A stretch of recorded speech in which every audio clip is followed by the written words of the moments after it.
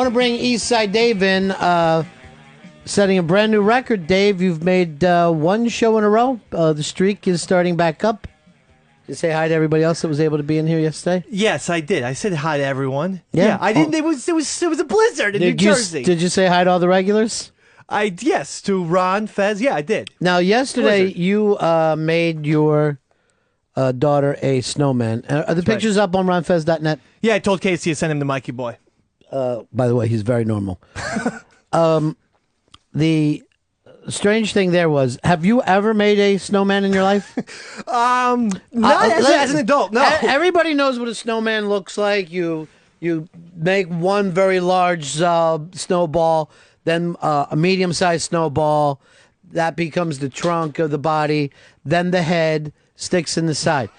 Dave makes, I've never seen this before, a strange small snowman who's looking straight up in the air and his branch arms are out. And I felt like I was in the helicopter in Platoon looking down at Willem Dafoe. It's the only other time I've ever seen that. And I thought, if that's Juliana's first snowman, she's going to spend a life of terror. Sorry, were you texting during the show? No. So, yes, I'm just my phone was going off. Wanted to make sure it wasn't a Pal Talk thing. Yeah, well, you know what? She did not like it either. And what I was going for was that the snowman would be her size. You see what I mean? Because I thought a big snowman was going to intimidate her. Smart. Okay, I like that. But you're making a snow baby. Yeah, so I was. There's a picture of it, and it's frightening. What did you make the eyes out of? Ketchup. Because I couldn't find any buttons in the corncob pipe. Box wine is going in an evil snow lump. Oh, my God. Which I don't like. I mean, who has a corncob pipe? Your baby's how old now? She's 9 months. Here's the sad thing. She is falling into an age where she can be so fooled. And I saw her face yesterday as you were playing the harmonica with her, and she really did think she was looking at Magic Dick from the Jay Giles Band. She was totally impressed with you, and it's sad because she doesn't have anything to compare it to. And we were all there at a certain age where we thought our dad was fantastic, only later to let us down. Yeah. Oh, yeah. It happened to me a bunch of times. Yeah. I remember my dad got us Yankee Red Sox tickets in Fenway Park.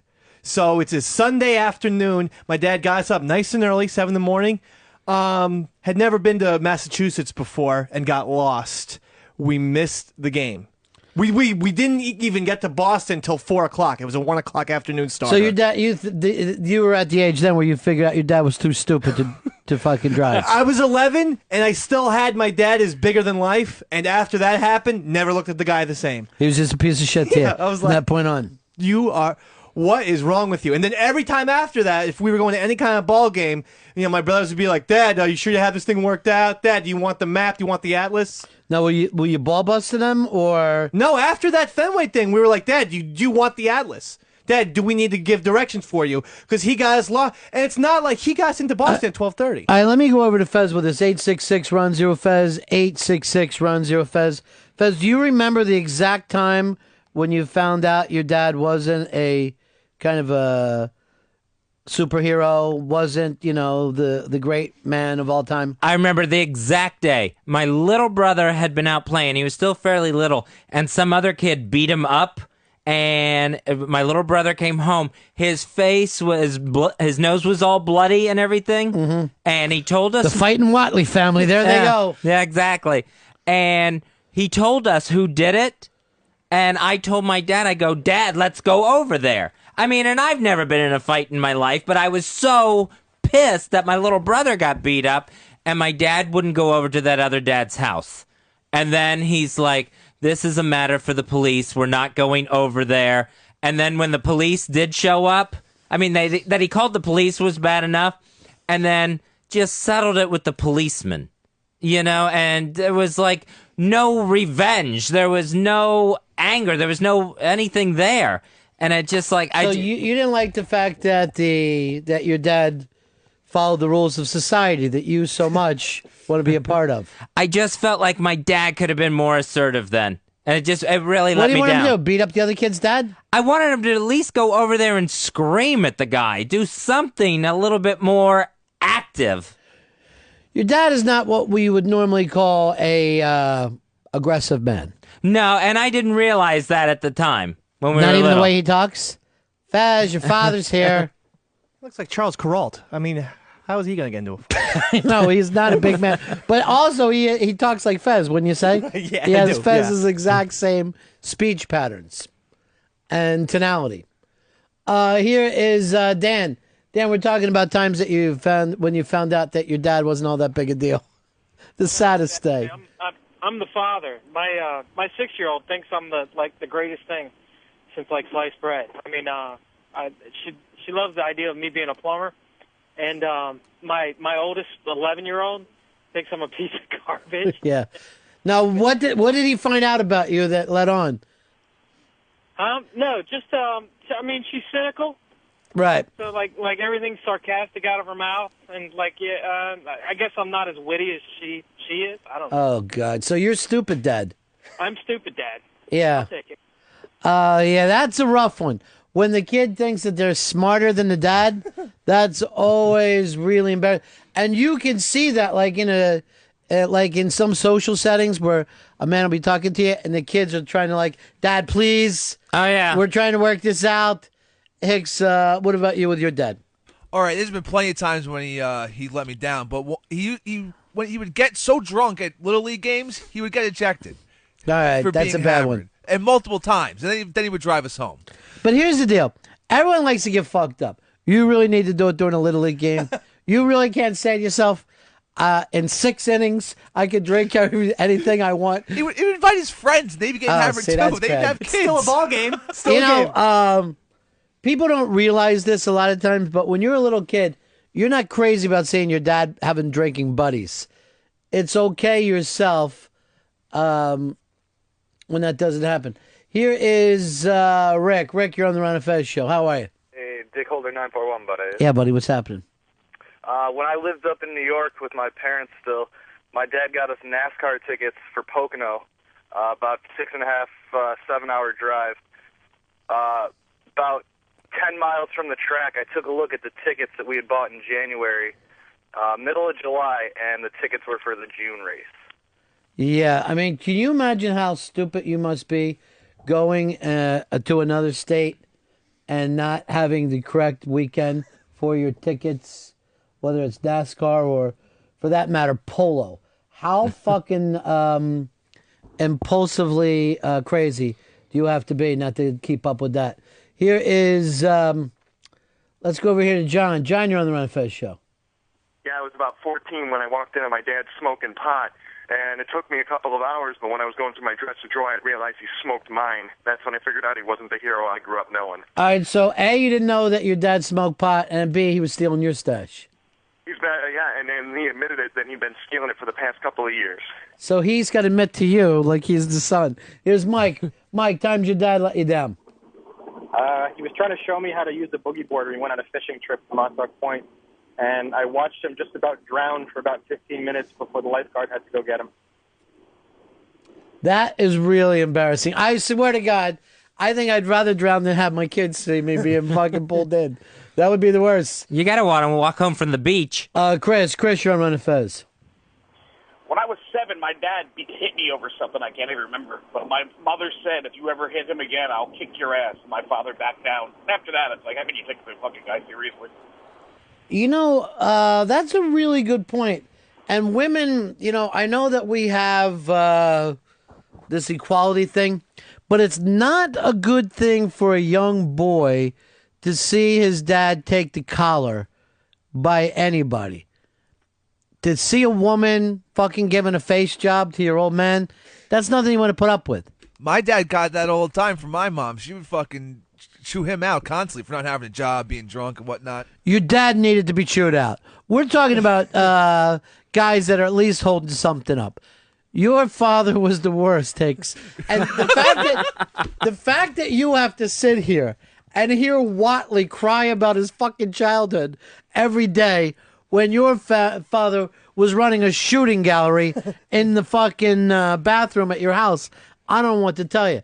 Let me go over to my intern, Scruffy, who's he's called Ladies' Choice. The ladies just love this kid What do you got for us, Scruffs? I caught my dad. I was probably like 14, and he wasn't supposed to be home, and I ended up going home. I caught him cheating on my stepmom. Yeah. And that wasn't the part that ruined it for me. It was the part afterwards when he was like nearly crying, begging me not to tell my stepmom. Just If he would just stay terrified. cool with it. If he would have stayed cool with it and just been like, this is, how it is or something, he could have lied to me, and I would have felt better than just, Right. please don't.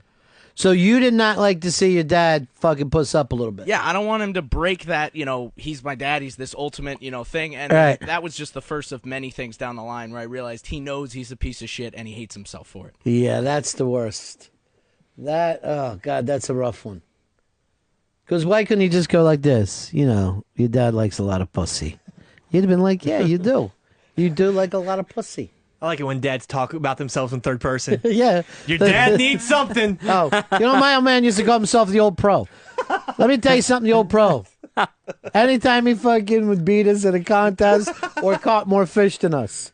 And I go, you're not a pro. I happen to know for a fact you're not a professional fucking bass fisherman. Looks like the old pro took the unit title again. The Uno. No, my dad didn't play pussy games. I don't think my dad would ever play a fucking board game with us or watch the fucking cartoons or any of this shit dads do now. It was literally more of, I want to show you something you can't fucking figure out. Instead of teaching, he would just basically go like this. Here's something that's so far beyond your fucking head. You'll never get it in a million years. Matter of fact, you better keep calling me long into your adulthood. And I got a fucking kick out of it. I thought it was fucking... I don't think you have a problem having a cocky old man. I think it's fucking hysterical. What would really make me... This is something my dad would be so fucking sure about himself. He would go like this. We would go away on vacation. He would go like this. And it would be like, we're seeing clouds. And he goes like this. It's never rained on my vacation. Never. So we're going.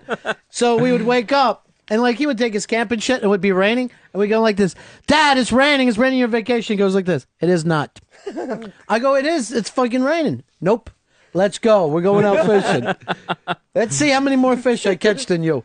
He would not put up with reality. It's Misty. Here's a character. Here is here's Mickey. Mickey, you're on the Ron Fresh Show.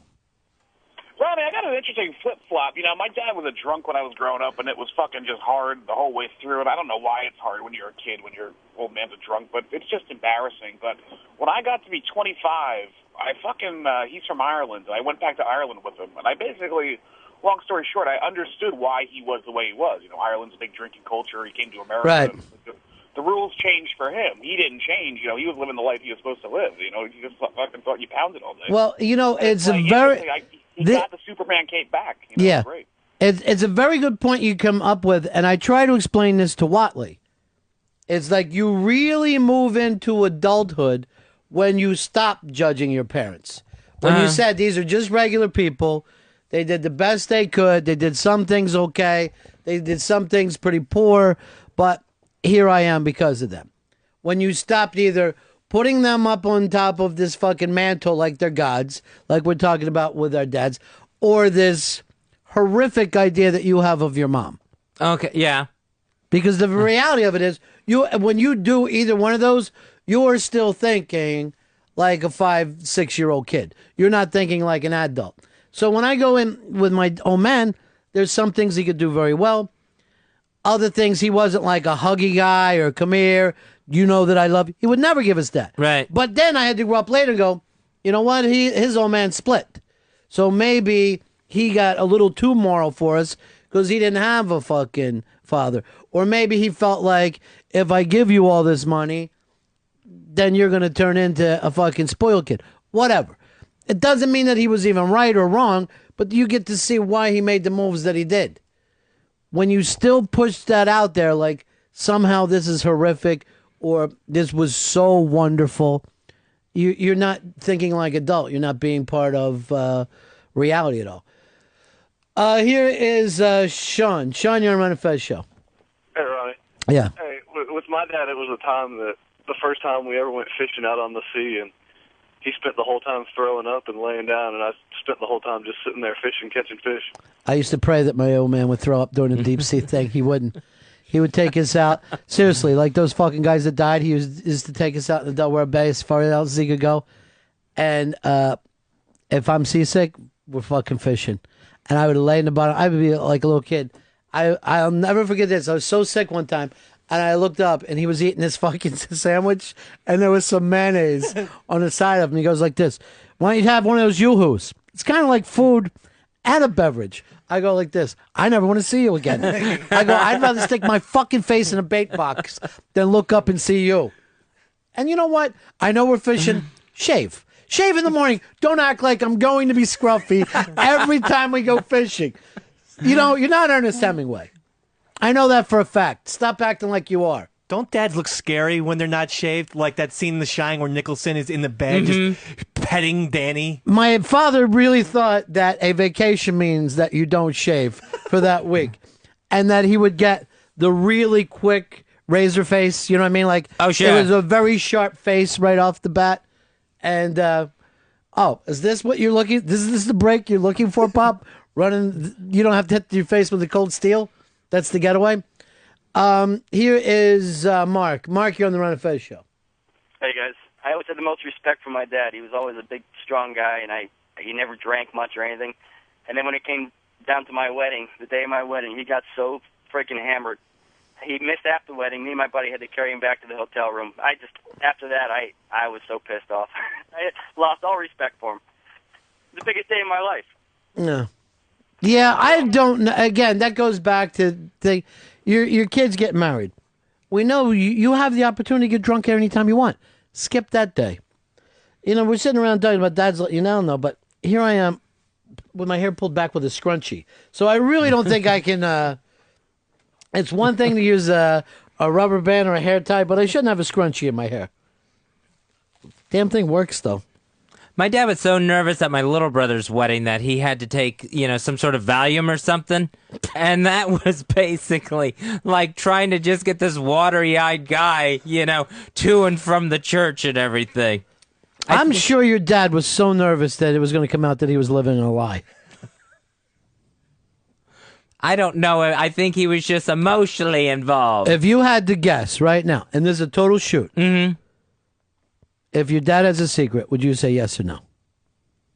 I would say yes. But I think I would say my dad would probably go both ways. Oh. That's what I think. That's worse. How's it worse? That's your fucking everything in sight. But here's the beauty of it. This is a person Watley's afraid to tell that he has a secret. You think the one guy that could understand? Now, how long have you thought that in your life? Probably like in the past 10 years. Do you think he's acted on it? No, I think he's too religious to have acted on it. Religion again, huh? Yeah, I think son of a preacher man. Yeah, I don't think he would have acted on it because he never. It would almost be like having David Bowie as a dad, though. Yeah, because he never really got, other than the Valium at the wedding, like he never drank or anything. I've rarely seen him drink in his life, so I don't know if he would have ever gotten. You equate the two? Well, I don't know if he would have ever gotten fucked up enough to act on it. Wow. And that's the only way I could imagine him doing it. Yeah, I mean, this is what I don't understand about you making these decisions, that you think you have to be fucked up to act on it. We're firing your shrink. We are firing your shrink. Yeah, I think my dad probably had the urges, but probably never acted. You think he said the fantasies? Oh, sure. Yeah, I would guess. I would guess on the yes side of that. Brian, you're on Fez. Hello? Yeah. Yeah. What's up? Nothing. Hey, I'm calling. First time that I realized my dad was a zilch was I was about 8, and I'd get birthday cards and Christmas cards and things like that with money in them. And he'd hand me the envelope, but the envelope would be open. I'd open the card, and there'd be no money in it. When I asked him about it, he told me it was pre-opened mail. Now, looking back on it, what did he think he used the money for? Food. He's a big guy. He's a diabetic. He eats like chocolate-covered butter. All right, so you honestly think that he had an appetite so big he stole your money. Not like food for the family, but a chance for him to go out and get a 10-pound bag of malt balls. Because, like, let's suppose it was food for the fucking family. Right. Now, as an adult, you'd have to be able to understand it. Or, quite frankly, I mean, let's look at Hicks. Can you forgive your dad for being an addict? Oh, no, I don't fucking forgive him. Do you feel like you might be an addict? Yeah. Okay. Why are you forgivable and he's not? I'm not saying that I'm forgivable. You're ashamed of the way you live your life? Sometimes I'm ashamed of my fucking drinking and drugging, sure. But I don't have a family to fucking support. I'm never going to have a family. Fuck, I don't plan on having kids. Maybe your dad didn't plan on having kids. Well, he shouldn't have fucked up then. Do you honestly think of yourself as a planned child? No. Yeah, me neither. No, it was a fuck up. We got any chocolate covered butter? No, just the tasty cakes. Sounds good. What, we got more tasty cakes? I believe so. Not those fucking jelly ones. I believe we got some chocolate tasty cakes in the back. I don't know. They might have been there for a while. Because at a certain point, don't you think you got to get back to like understanding these people? I'll give you this example. There's a fucking person in my extended family that is the perfect person to call if you need, help with a dinner party, this or that. They're an outgoing, friendly, fun person, right? If you need anything at all, they're there. Unless someone has a heart attack or cancer or gets in a car accident. And then that person disappears. So in other words, they're not there when they would probably be needed most. Now, would you say that was a good person or a bad person? I would say bad person. Bad person why? Because like you said, when they needed, when the person needed them most, right, they disappeared. So even though they were very friendly, very outgoing in your life up until that one point, that makes them a bad person. That would make me look at them as a bad person. What would you think, Dave? I would think that it's a good person because they know their limitations. Yeah, I would say, obviously I see it as a character flaw. But then also at the same time, there are plenty of people I don't want around when the chips are really down. And people that I'm fond of. You know what I mean? Uh-huh. But I would do better if you didn't come over to help. And they're probably one of those people. I mean, what are they going to do? Tell jokes while you have a broken leg in the hospital? You don't want that. No, they wouldn't even be able to do that. They cannot be around when times are bad. They will literally vanish and be gone. Yeah. But I know what you mean by not wanting someone that you wouldn't want around anyway when things were bad. Anybody who's there adding to the chaos. Or some people think when someone else is sick, I will cry with you.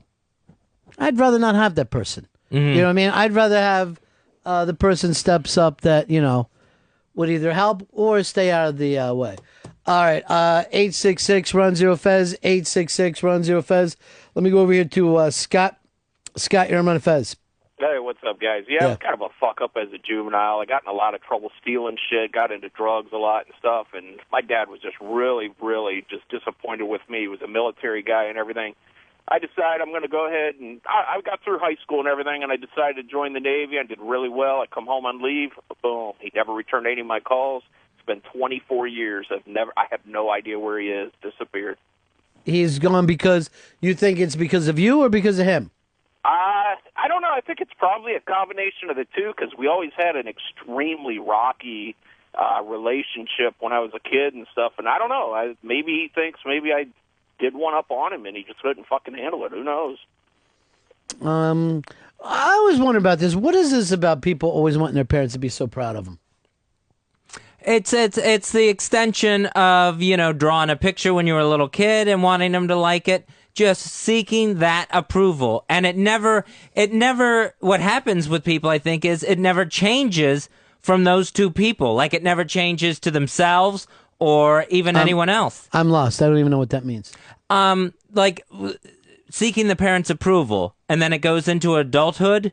Like they never made the adult switch to, I just need to please myself, or but why not just, if you're going to act like a baby, why not just call your mom up and say, I want fucking poo-poo in the potty, and then have her tell you that you're a good boy? What is it that you got to say? Look at this and expect it. I mean, the whole thing of being proud of other people, a little fucking mysterious to me. Dave, you try to get approval? No, because honestly, my parents have. I guess my parents have low expectations, and it's basically as long as I'm living on my own. Yeah. And finally out of their house. The first time I met your mom, she went on and on about thanks so much for what you've done for our David. Thank you. And I'm like, well, I really didn't do anything. Now I get it. Yeah. Now after knowing you for a while, she never thought you were going to really make something out of yourselves. Yeah. All right, here's something that came up. I think that you want to thank them in some way. Thank them by doing good. You agree with that one, Fez? I don't know if it's I don't feel a thank you in that. Did you ever thank your parents? Yeah, I've thanked them before. Yeah. It doesn't happen constantly or anything. But, like, if I do something nice for them, it's not as, here, this is a, token of my, thanks to you. Well, you just try to put a couple bucks in, like put 2 C notes in your dad's. Go like this. By the way, I know about the secret. I got a piano bar in Chelsea. You're going to fucking love it. Here is Pure Al Guy. Pure Al Guy, you're on my Fez. How you guys doing today? Yeah. Love the show. When I was bar mitzvahed, my father was drinking all day because people were congratulating him. By the time we had the ceremony, out cold, prone for the entire night. Now, I didn't think the Jews, maybe I have an Irish prejudice, I didn't think the Jews embarrassed themselves with alcohol in public the way the Irish are known to. I've never heard of it. I mean, I've never seen a Jewish friend of mine overly imbibe. Now, in my family, I've seen this happen before. One of the men, and it could be a children's party. I remember a certain birthday. I'll just put it that way. One of the men, drunk, passed out on the floor, and one of the women, as a nice thing, takes the tablecloth and lays it across him like he's taking a nap. Keep him warm. Well, we're doing that whole fucking pocket full of posy. What was that fucking thing they made you do when you're walking around, you're ringing around the rosy? Yeah, ring around the roses. What the fuck for? What were we doing that for? Because ashes to ashes, we all fall down. Yeah, but why? What were we talking about? It's a spooky, religious, game. Yeah. It basically what's saying spooky? dust to dust. And having your own godfather laying on the fucking floor with your table laid across them. Yeah. It is about the plague. You're right. That's what it was. It was about trying to get kids to think it was a fun game that the adults were dying in the street. Mark, you're on Fez. Hey, man, how's it going? Good. You found gay porn in my stepdad's closet. And it was cool because we just rearranged some things in there, let him know without saying anything that we had found it. And that kind of, we had that to lord over him for the next, for as long as he was around. Why did I get the feeling you sat there and jacked off looking at it in his own closet? Here is John. John, you're on Fez. Okay. This is, it's a little bit longer, but my parents were friends with this couple. Turns out that the guy was molesting his own children. His daughter, his son. He goes to jail. During the time he's in prison, my mother develops some kind of a relationship with him with letters and starts going to visit him. So after the 3 or 4 years is up, he comes home, and my dad allows him to move into the basement apartment of our home. A convicted pedophile. I was about 12 at the time. And I think I'd already Perfect age. Yeah, exactly. And I had a 10-year-old brother and an 8-year-old sister.